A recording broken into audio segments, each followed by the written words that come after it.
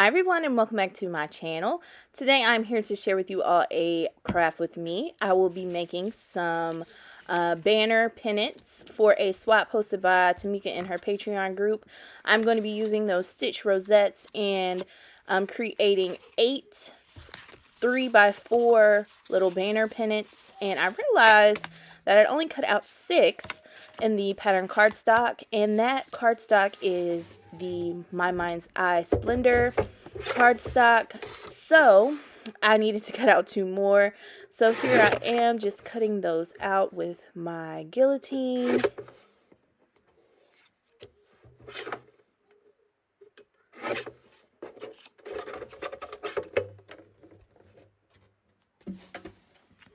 Alright, so now I have 8, and again I'm using that double-sided page from the Splendor collection by My Mind's Eye. I'm using the 120-pound cardstock that you can pick up from Amazon. I will link it down below. Alright, so I am taking the time to try to find the center of my banner because I will be cutting a triangle out of the bottom. So that's what you see me doing here. I'm just trying to map that all out.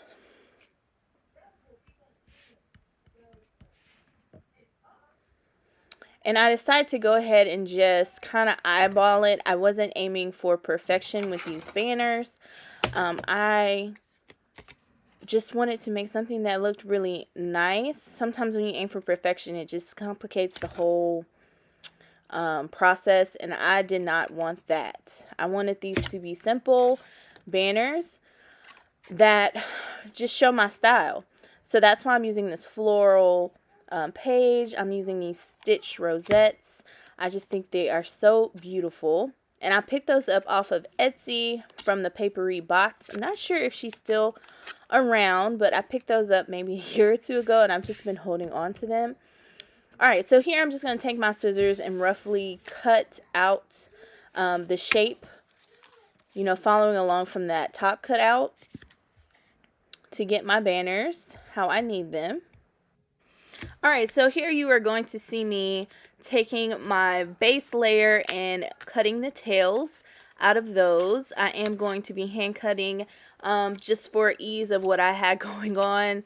I didn't want to have to pull out any extra cutters or dies or anything. I just wanted to, you know, do it my way, and it's a little wonky, but I think that adds some personality to it. So you'll just see me taking my scissors and trying to figure out the tails for both the bottom and the top layer.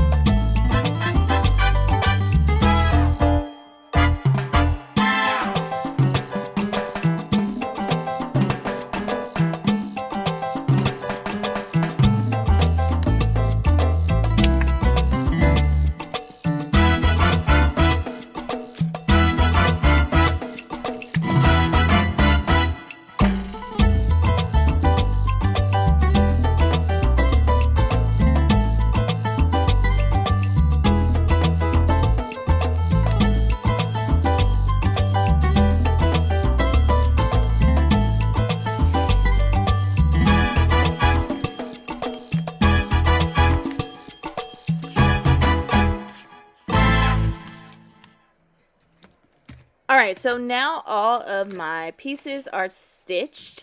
So I'm just going to share how they look. They aren't perfect, but I did do a zigzag stitch. And I'm using a Brother machine that I got probably about 10 to 12 years ago. It was like while I was in college. So it's a very old machine, so I don't mind using it on paper. I do have a nicer machine for my embroidery that does all the fancy stitching, but zigzag stitches is always my go-to when it comes to paper crafts. So now I'm just going to go through and line these up. I want each banner to be somewhat centered, so you'll see me snipping here and there just to give each side of this fishtail banner make it look symmetrical as possible.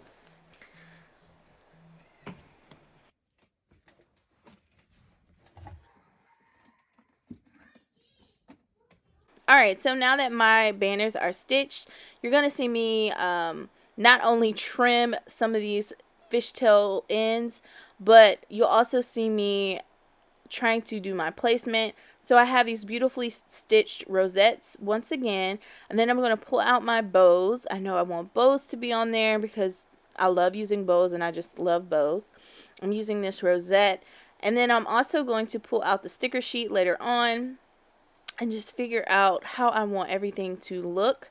And I'm trying to have one banner pretty much completed and then follow the same steps for all of the rest. So again, you're just going to see me, playing around with different things just to get an idea of my thought process. The stripe bow was a bit too big. The polka dot bow is a bit too small. So I'm just playing around with everything in my stash. A lot of these fabric bows are from Happy Crafter Shop, Hobby Lobby, Daiso, and Sparkling Ghoul. I do have some faux leather bows that I created that you can see here on the screen. There's a couple crepe paper bows down there. And the paper bows, some were created for me for my subby challenge, and others, as you can see, are Hobby Lobby.